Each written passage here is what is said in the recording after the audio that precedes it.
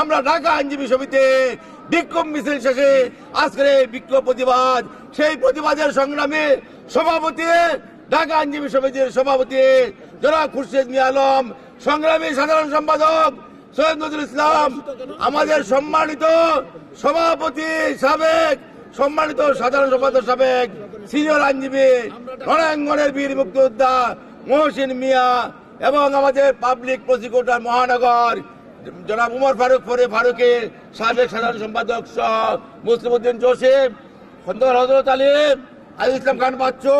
হুসেন খান হাসান সহ অন্যান্য আইনজীবী ফোরামের নেতৃবৃন্দ, আসসালামু আলাইকুম। ইসলাম মানে হাসিনা লীগ, খুনি হাসিনা ভারতে অবস্থান করে, খুনি হাসিনা মোদি অমিত শাহর ষড়যন্ত্রে এই চট্টগ্রামে সেই সাধু চিন্ময়ের নেতৃত্বে যে সন্ত্রাসী কার্য চালাচ্ছে তারই অংশ হিসেবে গতকাল এই চিন্ময়ের নির্দেশে এই হত্যাকাণ্ড ঘটানো হয়েছে। আমি আজকে এই সমাজকে দাবি করব যে তাকে, যেহেতু তার নির্দেশে হয়েছে, তাকে 1 নম্বর আসামি করে, অন্যদেরকে আসামি করে 7 দিনের ভিতরে চার্জশিট দিয়ে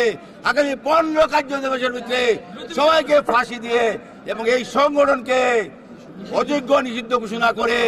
দেশে শান্তি প্রতিষ্ঠা করবে।